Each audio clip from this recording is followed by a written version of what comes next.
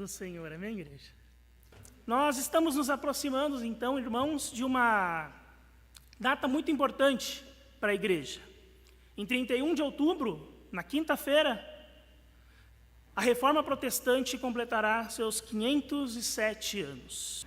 A Reforma Protestante, meus amados irmãos e irmãs, é e tem sido um marco em nossa história.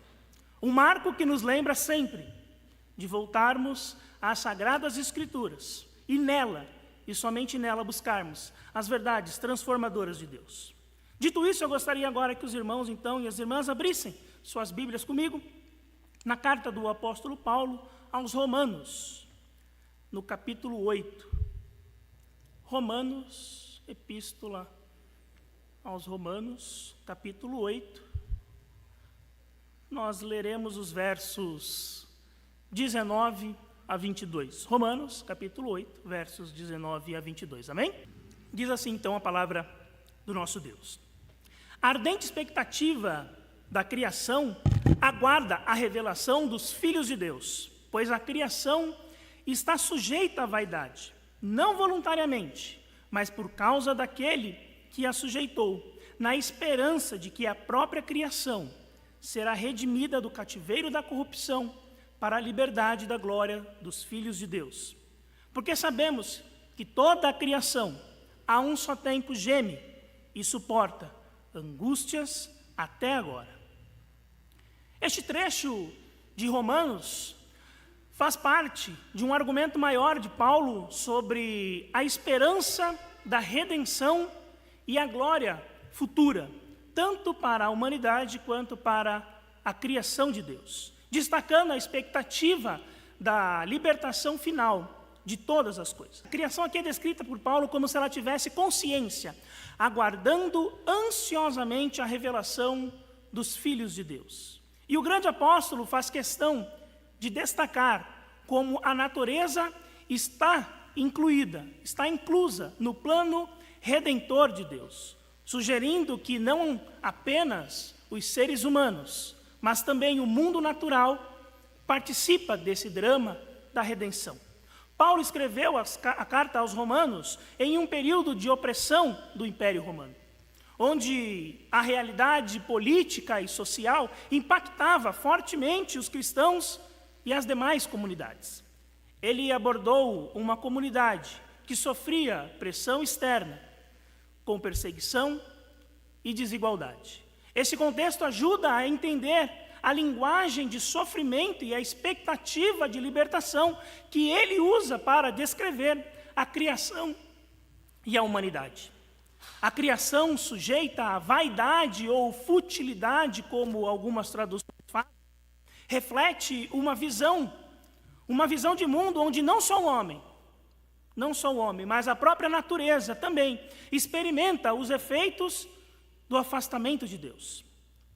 No contexto judaico-cristão do século I, a natureza era vista como algo que sofria com a condição da queda da humanidade. Ao contrário desse entendimento, as culturas ao redor do Mediterrâneo, ou seja, ali a África, a Europa e a Ásia, muitas vezes atribuíam aos deuses a responsabilidade pelas forças naturais e pelos desastres.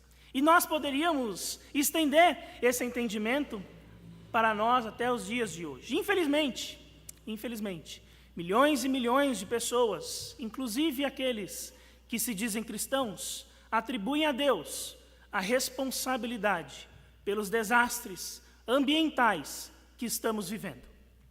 Uma visão que o apóstolo Paulo reinterpreta ao situar a criação sob o poder de Deus e esperando pela redenção juntamente com o ser humano. Mas a situação de sofrimento e opressão descrita nos versos que lemos, por ter sido relacionada na época de Paulo com as dificuldades enfrentadas pelos cristãos sob o domínio romano, os conflitos de classe, a pobreza e a opressão eram realidades que influenciavam a interpretação de libertação. A criação que geme em Romanos 8 também ressoa com a experiência do povo que anseia por justiça em meio a uma sociedade dominada por desigualdade. No contexto judaico-cristão primitivo, a expectativa escatológica era central. A esperança de que a criação seria libertada da escravidão, da corrupção, indicava não apenas o desejo de uma liberdade, de uma libertação individual, mas uma restauração cósmica. Paulo utiliza essa linguagem para motivar a comunidade a preservar, a perseverar em meio ao sofrimento, mantendo a esperança em uma renovação futura, prometida por Deus. O teólogo suíço Calbart, ele dizia: o cristão deve segurar na mão um jornal e na outra uma Bíblia. E por isso eu gostaria de começar o aprofundamento nesse texto, apresentando à igreja 2 vídeos. Os 2 vídeos devem somar aí uns 3 minutinhos.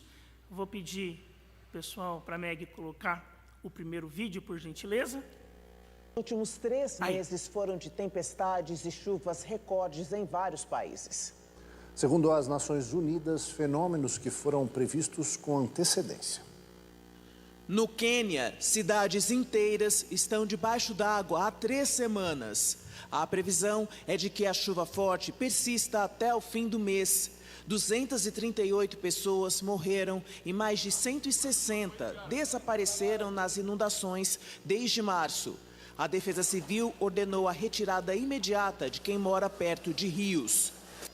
Na capital, Nairobi, o governo mandou destruir 178 favelas com milhares de barracos à beira de córregos.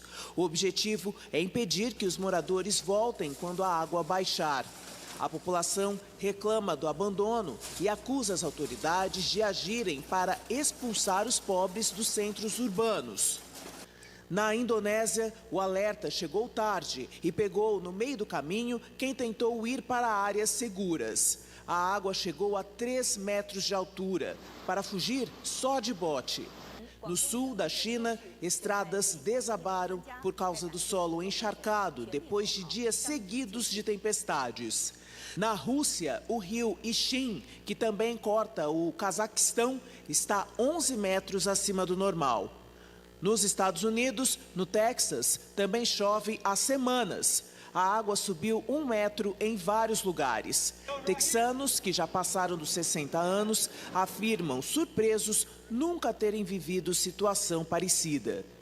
Segundo a coordenadora de crises relacionadas ao clima da ONU, Rina Gelani, as tempestades provocadas pelo El Niño e pela El Niña são as piores em mais de 70 anos, desde que os fenômenos começaram a ser registrados. Pelo menos 16 países nos 5 continentes estão sendo duramente atingidos. A especialista lembra que, desde o começo do ano, os termômetros marcam as temperaturas mais altas da história e que as projeções são as piores, pois, de maneira geral, os governantes globais não atenderam os apelos para a redução das emissões de gases de efeito estufa que provocam os desequilíbrios no clima. A capacidade destrutiva do El Niño, por exemplo, foi alardeada com antecedência de mais de 1 ano. Consideradas as devidas particularidades de cada lugar, há características parecidas. Chuva em excesso, em quantidades inéditas, solo encharcado e sistema de drenagem ultrapassados, sem manutenção. Só dá um Alt F4, quando você abrir o outro, ele já inicia automaticamente.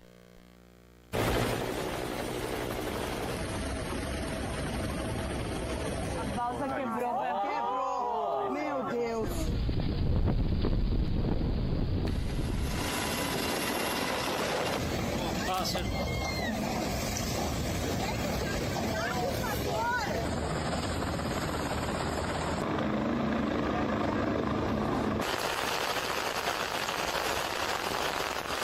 Eu nasci e me criei aqui, estou com 62 anos, eu nunca vi uma coisa. Não estava pegando na ponta, agora está começando a encostar na ponta, está aumentando.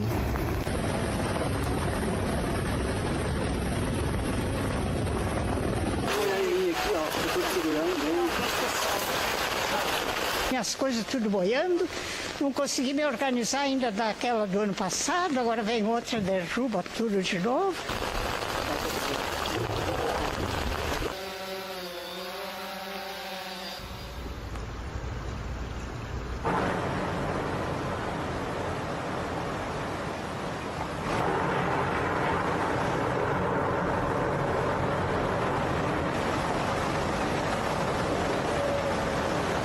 Nunca houve um evento nesse porte aí.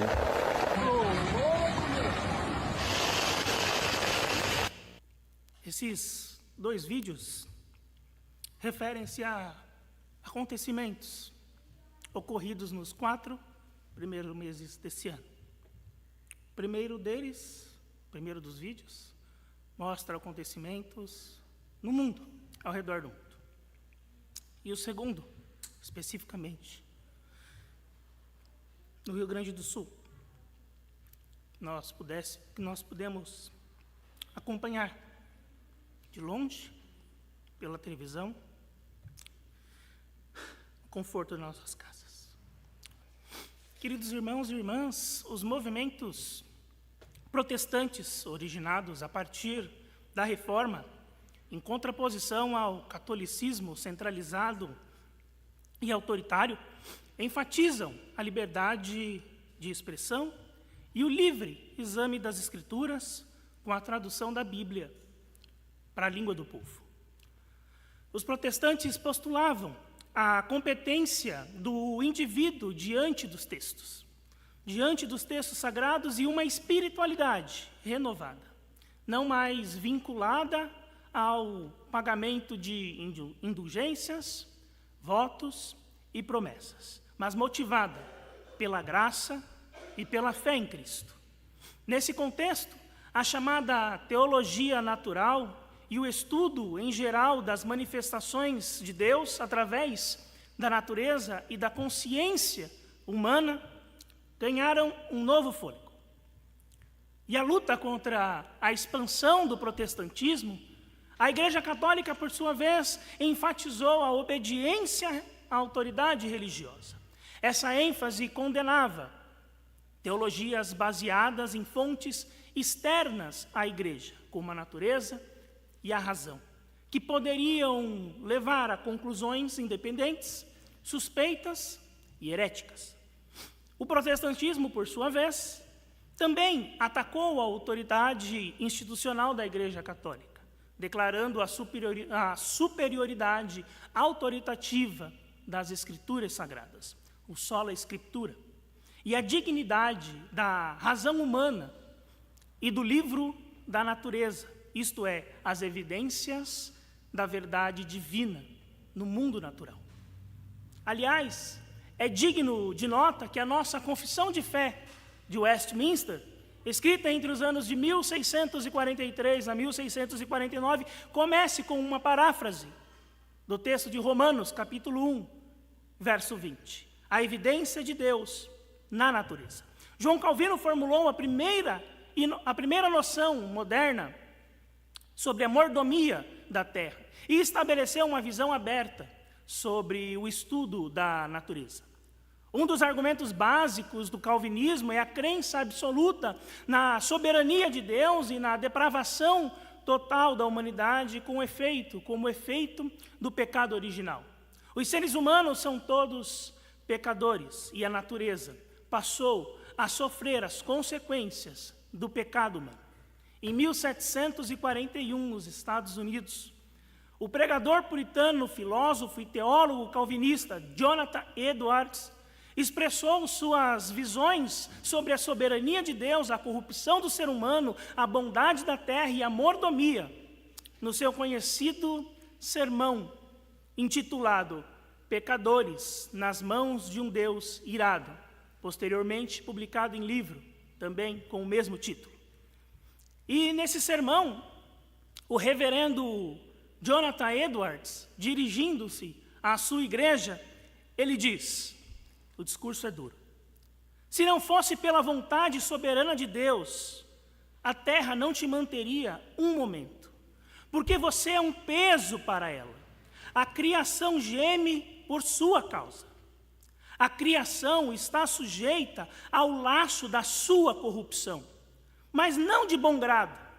O sol não brilha de boa vontade sobre você para lhe dar luz para servir ao pecado e a Satanás. A terra não produz de bom grado a sua produção para satisfazer suas luxúrias. Nem é a boa vontade um palco para a sua maldade atuar. O ar não serve de bom grado para você respirar e manter a chama da vida em seus órgãos vitais, enquanto você passa a vida a serviço dos inimigos de Deus. As criações de Deus são boas e foram feitas para que com elas os homens servissem a Deus, e não são subservientes de boa vontade a nenhum outro propósito, ou seja, não se dispõem a cumprir ordens de modo humilhante a nenhum outro propósito. Gemem quando são maltratadas em propósito tão diferente, diretamente contrários à natureza e à sua finalidade. Fecha aspas. O teólogo americano e pastor presbiteriano, professor de teologia sistemática e ética cristã, John Jefferson Davis, nos ensina que a teologia evangélica, caracterizada desde a reforma protestante pelos solos cristos, pode adensar sua reflexão sobre as implicações cósmicas da cruz. Se a cruz está no coração do evangelho, segue que a cruz deveria estar no centro da ética ambiental evangélica. A imagem da cruz representa toda a obra da salvação realizada pelo Senhor Jesus Cristo, sua vida, morte e ressurreição. A cruz é cósmica em sua abrangência, pois nela Cristo reconciliou consigo todas as coisas. E quando nós dizemos todas as coisas, são todas as coisas. Confiram comigo, por gentileza, o que o apóstolo Paulo diz aos Colossenses, no capítulo 1, versos 18 a 20.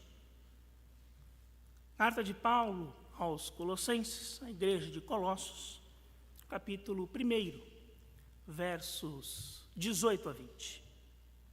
Amém? Ele é a cabeça do corpo da igreja.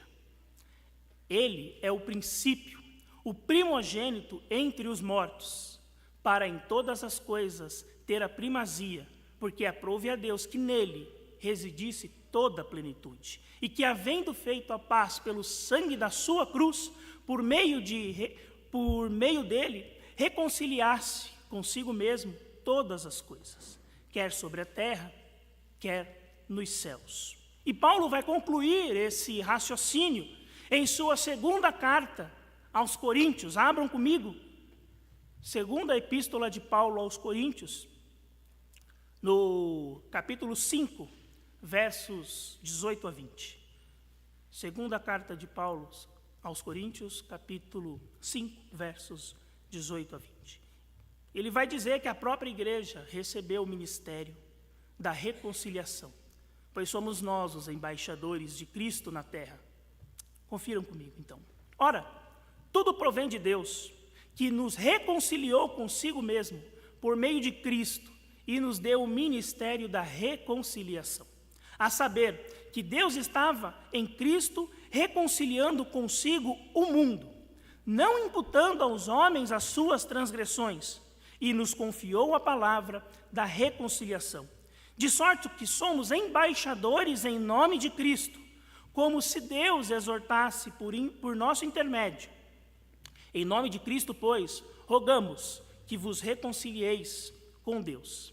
E essa reconciliação, meus queridos irmãs e irmãos, está no fato de que devemos cuidar e zelar pela mordomia, pelo cuidado de tudo quanto foi por Deus criado, por meio de Cristo Jesus, pois, segundo diz Paulo, em Colossenses capítulo 1, versos 15 e 16, este é a imagem do Deus invisível, o primogênito de toda a criação, pois nele foram criadas todas as coisas, nos céus e sobre a terra, as visíveis e as invisíveis. Sejam tronos, sejam soberanias, quer principados, quer potestades.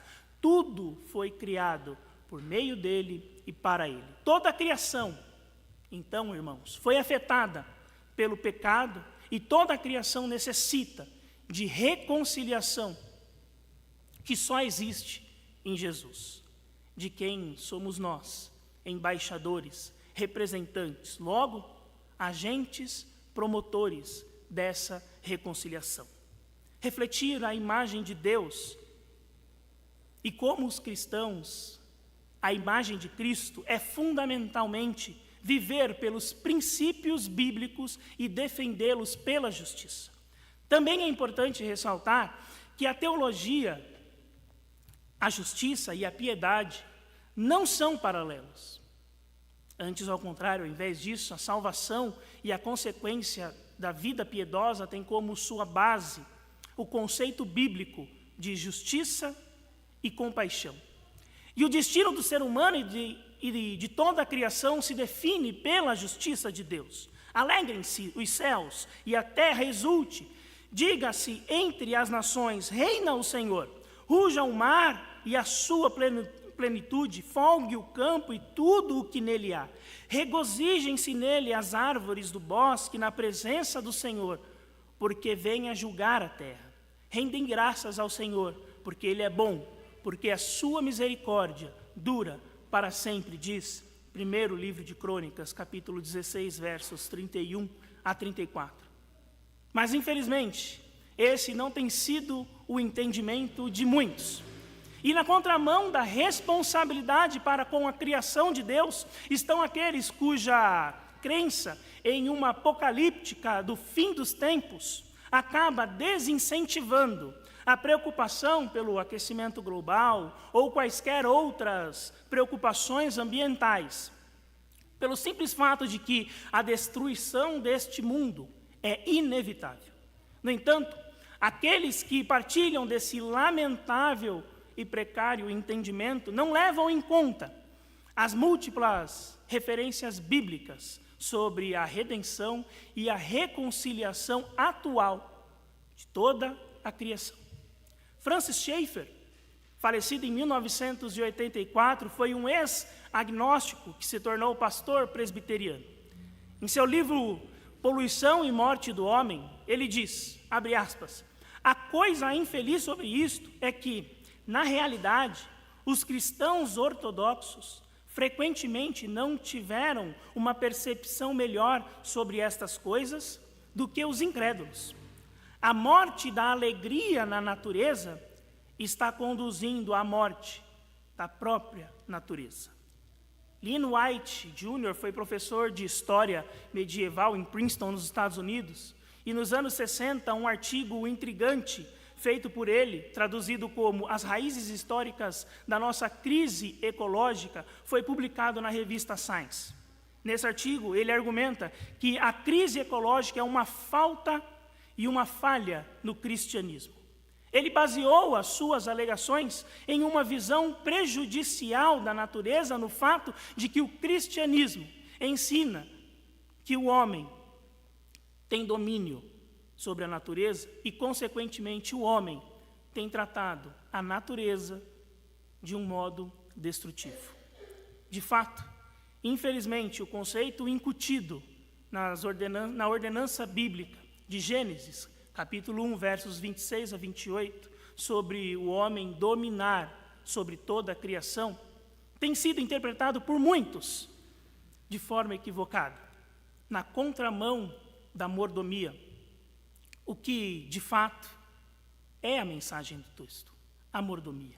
O domínio não para subjugar, mas para cuidar e zelar. A incumbência dada por Deus à humanidade era para ter domínio sobre a criação, não como um meio de exploração para o seu próprio benefício, mas como propriedade exclusiva de Deus. O mundo inteiro foi criado por Deus e a Ele pertence. Abram novamente suas Bíblias comigo no texto de Deuteronômio, capítulo 10. Deuteronômio, capítulo 10, versos 12 a 14. Deuteronômio, capítulo 10, versos 12 a 14.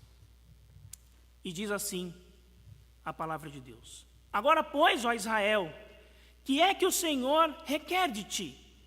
Não é que temas o Senhor teu Deus e andes em todos os seus caminhos, e o ames e sirvas ao Senhor teu Deus de todo o teu coração e de toda a tua alma, para guardares os mandamentos do Senhor e os seus estatutos que hoje te ordeno para o teu bem?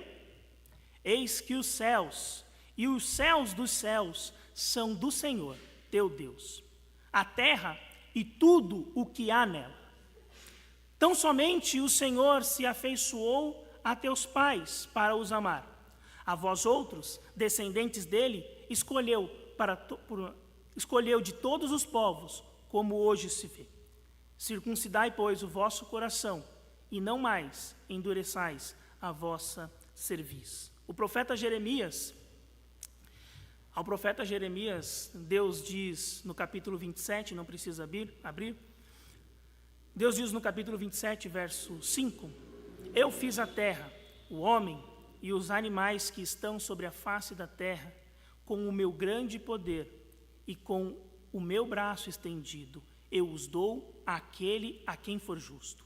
Ou em outras traduções, eu os dou a quem eu quiser. A criação, em todas as etapas, é declarada essencialmente boa. Aliás, no final, Deus diz que tudo o que ele fez é muito bom.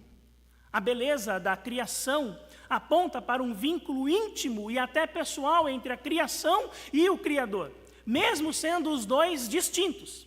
Na linguagem dos Salmos, a criação louva, glorifica e demonstra a glória do próprio Deus, do Deus Criador. Foi este fato ressaltado por Paulo no capítulo 1, aí da carta aos Romanos, e como falamos no início também, ressaltado pela nossa Constituição de Fé de Westminster. Voltemos nossos olhos então para o texto que estamos analisando, Romanos capítulo 8, verso 20. Se você fechou, abra novamente, Romanos capítulo 8, verso de número 20. Pois a criação está sujeita à vaidade, não voluntariamente, mas por causa daquele que a sujeitou. Essa análise nos leva a refletir sobre a maneira como as realidades de sofrimento e exploração dos recursos naturais que hoje vemos refletem a criação sujeita à vaidade. Assim como a comunidade de Paulo ansiava pela redenção, podemos ver nos desastres naturais atuais e que vimos nesses vídeos um chamado para nos envolvermos na restauração e cuidado com a criação enquanto aguardamos a redenção final. Esse entendimento do texto nos dá uma compreensão de que a criação, tanto a criação quanto a humanidade, estão em um ciclo de sofrimento e esperança. A expectativa pela renovação, para Paulo e para nós, não se limita a uma realidade espiritual, mas implica em um chamado para que sejamos responsáveis e conscientes no cuidado com a criação agora, refletindo nosso papel como mordomos do mundo. O texto nos traz a responsabilidade atual em cuidar da criação, mesmo que a libertação completa só aconteça na consumação dos tempos. A ação humana em defesa do meio ambiente pode ser entendida como uma antecipação da restauração futura que Paulo descreve.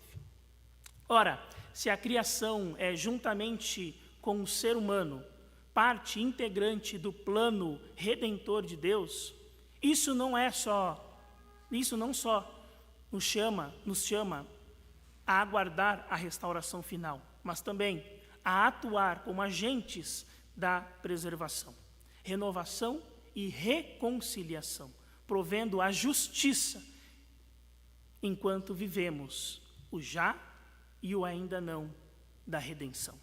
O conceito de já e ainda não, ele foi cunhado pelo teólogo Oscar Cullmann. A expressão já e ainda não significa que, a partir da vida, morte e ressurreição de Cristo, nós vivemos numa tensão entre o já realizado, mas não planificado.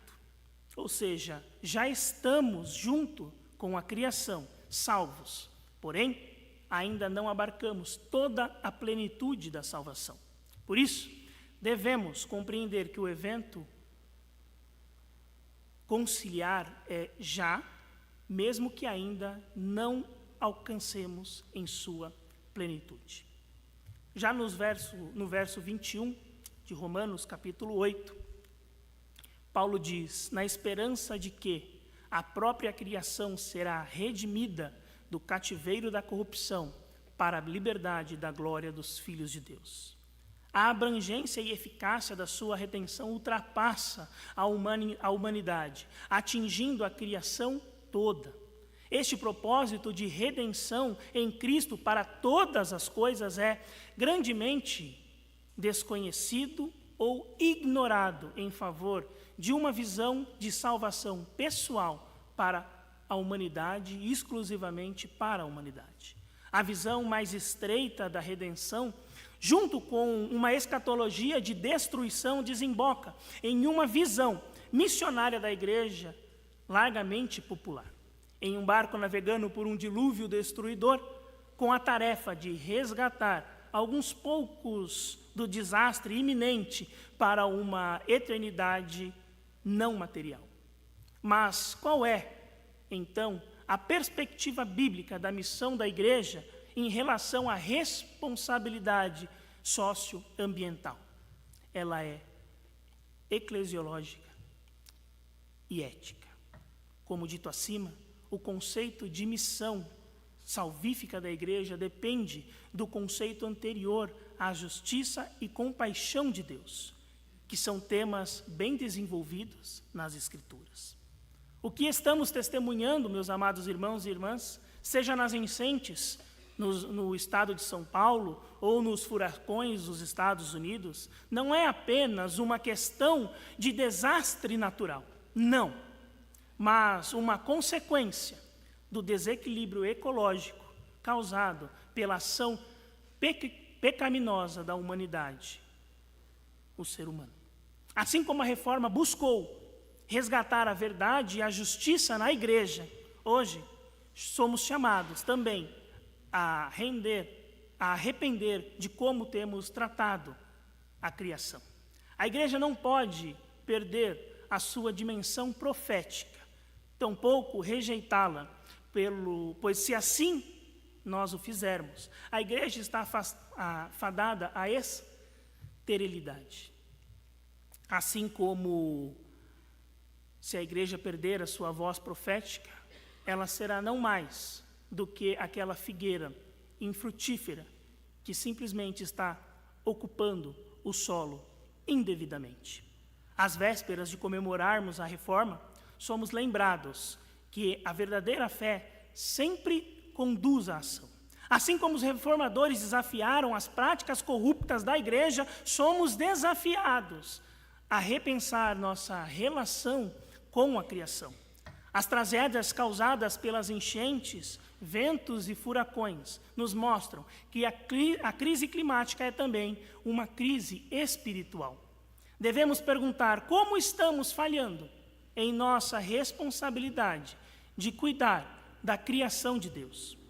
A reforma nos ensina que a vida cristã é uma jornada contínua de arrependimento e renovação.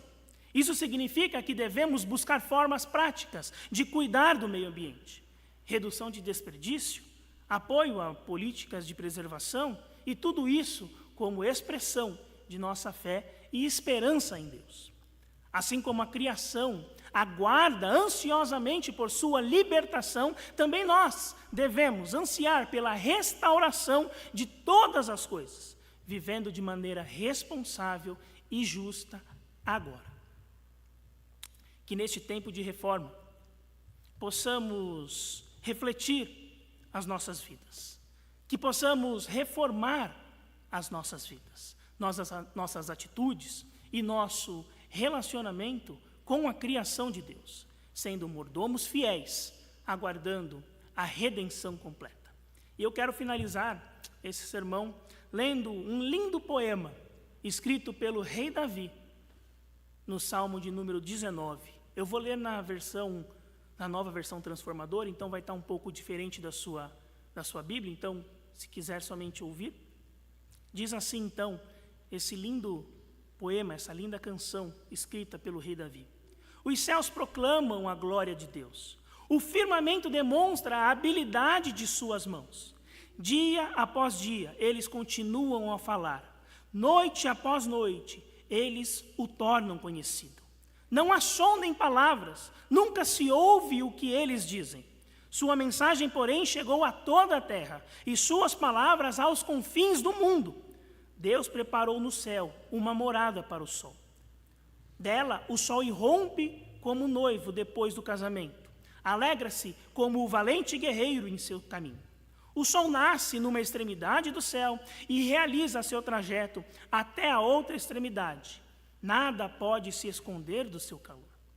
A lei do Senhor é perfeita e revigora a alma.